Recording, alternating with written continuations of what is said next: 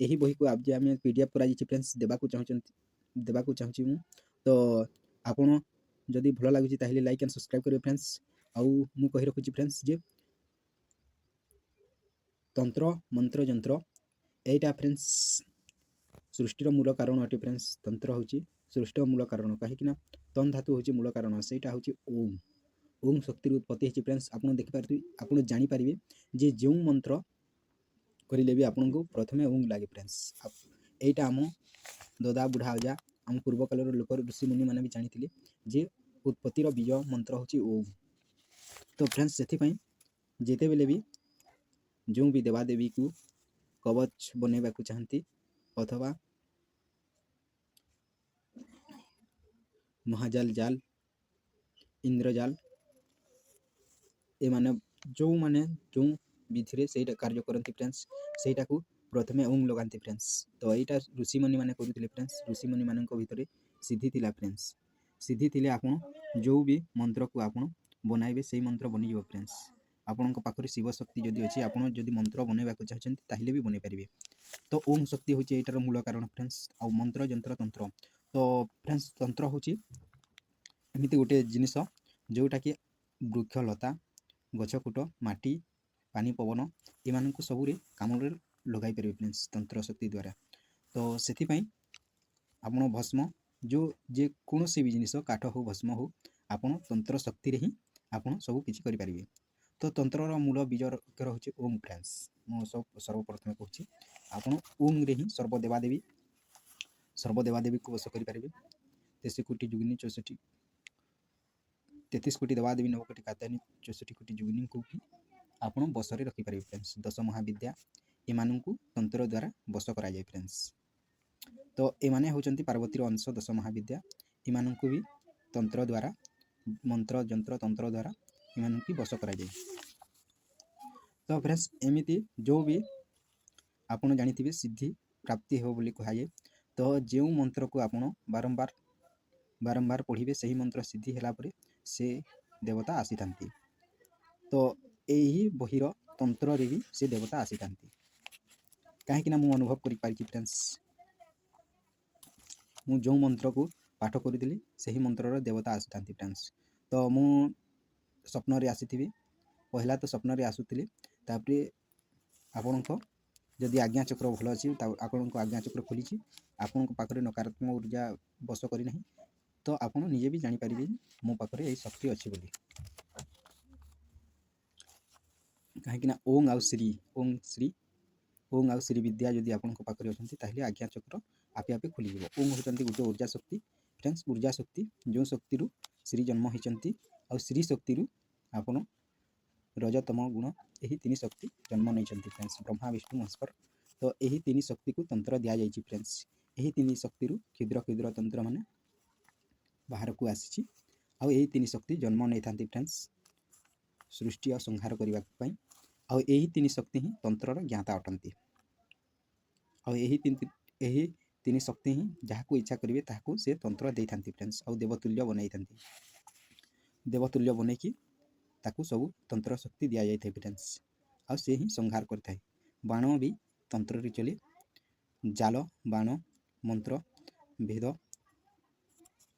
वज्र शक्ति त्रिशूल शक्ति एमाने भी तंत्र रे चली जाती फ्रेंड्स तो जो जार जी शक्ति थी जो देवतार जी शक्ति थी से हिसाब से वज्र जीव अस्त्र जीव शस्त्र जीव सब किसी जी थाए तो फ्रेंड्स तंत्र एमती गोटे गृह जिनिस जोटा को आपण जदि करिपारिले तो आपण आग को जदि बढ़ी पारिले MA BA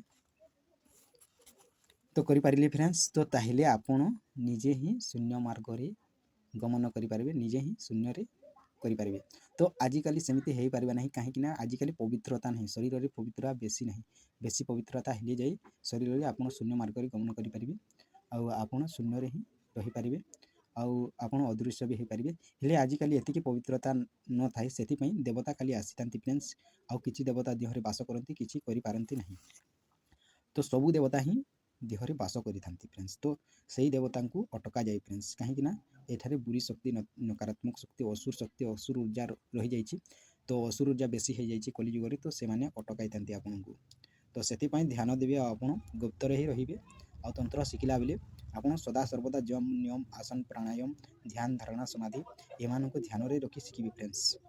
ତ ଏମାନଙ୍କୁ ଧ୍ୟାନରେ ରଖି ଶିଖିଲେ ହିଁ ଆପଣ ଶିଖିପାରିବେ। ଖାଦ୍ୟ ପ୍ରତି ବି ଧ୍ୟାନ ଦେବେ ଫ୍ରେଣ୍ଡସ୍। ତାହେଲେ ଯାଇ ଆପଣଙ୍କ ଉର୍ଜା ଶକ୍ତି ଆପଣଙ୍କୁ ବହୁତ ତୀବ୍ରତାରେ ଦେବ। ଯେତିକି 16 ତୀବ୍ରତା ହେଲେ ଉର୍ଜା ଶକ୍ତିର 16 ଲେୟାର ହେଲେ ଫ୍ରେଣ୍ଡସ୍ ଆପଣ ନିଜେ ହିଁ ଉଡ଼ିପାରିବେ ହେଲା। ନିଜେ ହିଁ ଆପଣଙ୍କ ମନ ଶକ୍ତି ବଳରେ ଉଡ଼ିପାରିବେ। ତ ଯେତେବେଳେ ଆପଣ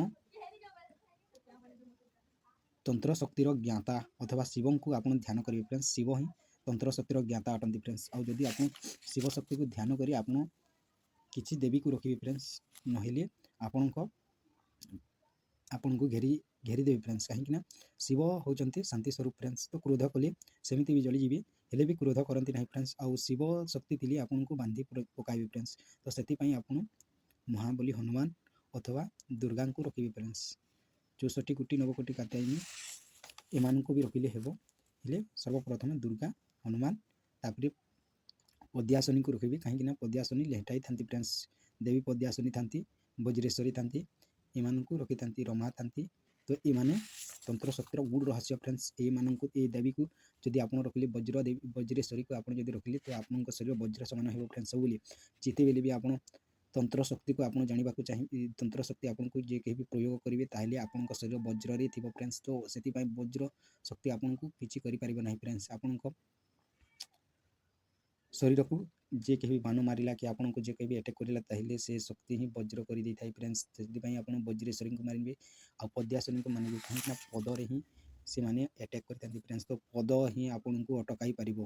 ପଦ ଯେତେବେଳେ ପଦେଶ୍ୱରୀକୁ ଆପଣ ଯଦି ପୂଜା କରିଲେ ତାହେଲେ ଆପଣ ଯଦି ତନ୍ତ୍ର ଶକ୍ତିରେ ଆପଣ ପଦେଶ୍ୱରୀଙ୍କୁ ଯଦି ଆପଣ ସନ୍ତୁଷ୍ଟ କରିପାରିଲେ ତାହେଲେ ଆପଣଙ୍କୁ ପଦ ଆସିନାହିଁ ଫ୍ରେଣ୍ଡସ୍। ଯେଉଁ ପଦରେ ଆପଣଙ୍କୁ ମାରିବାକୁ ଚେଷ୍ଟା କରୁଥିବେ ସେହି ପଦ ବି ଆପଣଙ୍କ ପାଖକୁ ଆସିବ ନାହିଁ। ଆଉ ବଜ୍ରେଶ୍ୱରୀକୁ ଯଦି ଆପଣ ଚେଷ୍ଟା କରିବେ ପୂଜା କରିବେ ଫ୍ରେଣ୍ଡସ୍, ତ ବଜ୍ରେଶ୍ୱରୀକୁ ଯେତେବେଳେ ପୂଜା କରିବେ ଫ୍ରେଣ୍ଡସ୍ ଆପଣଙ୍କ ଅସ୍ତ୍ର ଶସ୍ତ୍ର ଖଡ଼ଗ ବଜ୍ର କେହି ବି କାଟିପାରିବେ ନାହିଁ ଫ୍ରେଣ୍ଡସ୍। ଆଉ ଆପଣ ଯଦି ଦେବୀ ଦୁର୍ଗାକୁ ରଖିଥାନ୍ତି ଫ୍ରେଣ୍ଡସ୍ ତ ଆପଣ ଯେଉଁ ଆଡ଼କୁ ପଠାଇବେ ସେହି ଆଡ଼କୁ ଯିବେ ଫ୍ରେଣ୍ଡସ୍। ଆଉ ଯଦି ଆପଣ ହନୁମାନଙ୍କୁ ରଖିଛନ୍ତି ତାହେଲେ ହନୁମାନ ସବୁବେଳେ ଅଷ୍ଟଶସ୍ତ୍ର କୋଟି ଦୈତ୍ୟକୁ ବଧ କରିଥିଲେ ଫ୍ରେଣ୍ଡସ୍, ବାନ୍ଧିଥିଲେ ଫ୍ରେଣ୍ଡସ୍। ତ ସେ ସବୁବେଳେ ବନ୍ଧନ ବିଦ୍ୟାରେ ଭରପୁର ସହଯୋଗ କରିବେ ଫ୍ରେଣ୍ଡସ୍। ଆଉ 10 ମହାବିଦ୍ୟାକୁ ଆପଣ ଯଦି ରଖିଲେ ତାହେଲେ ଆପଣ ବି ବହୁତ ଉଚ୍ଚର ତାନ୍ତ୍ରିକ ହେଇପାରିବେ ଫ୍ରେଣ୍ଡସ୍। ତ 10 ମହାବିଦ୍ୟାକୁ ସେମିତି ଧ୍ୟାନ କରାଯାଏ ଫ୍ରେଣ୍ଡସ୍, ପୂଜା କରାଯାଏ ନାହିଁ। ପୂଜା କରିଲେ ବହୁତ ବରଷ ଲାଗେ, ସେଥିପାଇଁ ଆପଣ ଧ୍ୟାନ କରିବେ ଆଉ ଆପଣ ପାଇପାରିବେ। ଧ୍ୟାନ ସବୁବେଳେ ଧ୍ୟାନ କରିଲେ ସେ ଶକ୍ତି ଆପଣଙ୍କ ଉର୍ଜା ଶକ୍ତିକୁ ଜାଣିକି ସେମାନେ ଆସିବେ ଫ୍ରେଣ୍ଡସ୍। ଆପଣଙ୍କ ଉର୍ଜା ଶକ୍ତି ମନ୍ତ୍ର ଶକ୍ତିକୁ ଜାଣିକି ଆସିବେ। ଆପଣ ଧ୍ୟାନ ମନ୍ତ୍ର ପଢ଼ିବେ ଫ୍ରେଣ୍ଡସ୍। ଆଉ କେତେବେଳେ ବି ତାଙ୍କର ବୀଜ ମନ୍ତ୍ର ପଢ଼ିବେ ନାହିଁ ଫ୍ରେଣ୍ଡସ୍। କାହିଁକିନା ବୀଜ ମନ୍ତ୍ର ପଢ଼ିଲେ ସେମାନଙ୍କ ଶକ୍ତି ଉର୍ଜା ଶକ୍ତି ବହୁତ ପ୍ରକାର ଥାଏ ଫ୍ରେଣ୍ଡସ୍। ଉର୍ଜା ଶକ୍ତି 4 ପ୍ରକାର ଥାଏ ଫ୍ରେଣ୍ଡସ୍। ଗୋଟେ ତାମସିକ ଥାଏ, ଗୋଟେ ଶାସ୍ତିକ ଥାଏ, ଆଉ ଗୋଟେ ଅସୁରିକ ଥାଏ ଫ୍ରେଣ୍ଡସ୍, ଆଉ ଗୋଟେ ରାଜସିକ ଥାଏ। ତ ଅସୁରୀ ଶକ୍ତିରେ ବି ସେମାନେ ବାସ କରନ୍ତି ଫ୍ରେଣ୍ଡସ୍।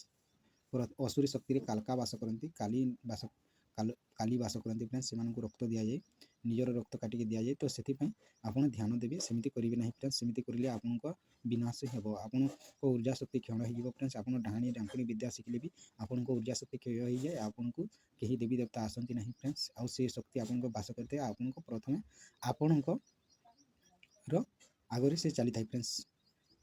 ତ ସେଥିପାଇଁ ଆପଣ ଡାହାଣୀ ଡାଙ୍କୁଣୀ ବିଦ୍ୟା ନ ଶିଖି ଆପଣ ସ୍ୱୟଂ ସିଧି ସନାତନ ବିଦ୍ୟା ଶିଖନ୍ତୁ ଫ୍ରେଣ୍ଡସ୍। ଏଇଟା ସନାତନ ତନ୍ତ୍ର ବିଦ୍ୟା ଅଟେ ଫ୍ରେଣ୍ଡସ୍। ଏଇଟା ସର୍ବସୁଲକ୍ଷଣ ଅଟେ ଆଉ ସର୍ବସିଦ୍ଧି ଦାତ୍ରା ଅଟେ। ତ ସର୍ବସିଦ୍ଧି ଦାତ୍ରୀ ବି ଅଟେ।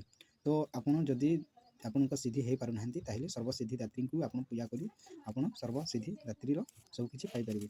ନହେଲେ ଆପଣ ଶ୍ରୀ ଆଉ ଗଣେଶଙ୍କୁ ପୂଜା କରନ୍ତି, ତାହେଲେ ଆପଣଙ୍କ ତନ୍ତ୍ର ଶକ୍ତି କାମରେ ଆସିବ ଆଉ ସର୍ବସିଦ୍ଧି ଆପଣ ପାଇପାରିବେ। ଓମ୍ ଶକ୍ତିକୁ ମୂଳ ମନ୍ତ୍ରକୁ ଆପଣ ଧରିଲେ ବ୍ରହ୍ମା ବିଷ୍ଣୁ ମହେଶ୍ୱର ସବୁକୁ ପାଇପାରିବେ। ବ୍ରହ୍ମା ବିଷ୍ଣୁ ମହେଶ୍ୱର ଦୁର୍ଗା ଆଦିଶକ୍ତି ଧରତୀ ମହାମାୟା ଯୋଗମାୟା ଏମାନଙ୍କୁ ବି ପାଇପାରିବେ। ତ ଆପଣ ଯୋଗମାୟା ମହାମାୟାକୁ ରଖିଥିବେ, କାହିଁକିନା ଆପଣ ଯଦି ଯୋଗମାୟା ମହାମାୟାକୁ ରଖିଲେ ତାହେଲେ ଆପଣଙ୍କୁ ମାୟା ଶକ୍ତି କବଳିତ କରିପାରିବ ନାହିଁ। ତ ଫ୍ରେଣ୍ଡସ୍ ମୁଁ ଏତିକି କହି ରଖୁଛି ଫ୍ରେଣ୍ଡସ୍। ଏଇ ବହିର PDF ବନେଇ ଦେଇଛି, ଯଦି ଆପଣ ନେବା ପାଇଁ ଚାହୁଁଛନ୍ତି ତାହେଲେ କଲ୍ କରିପାରିବେ।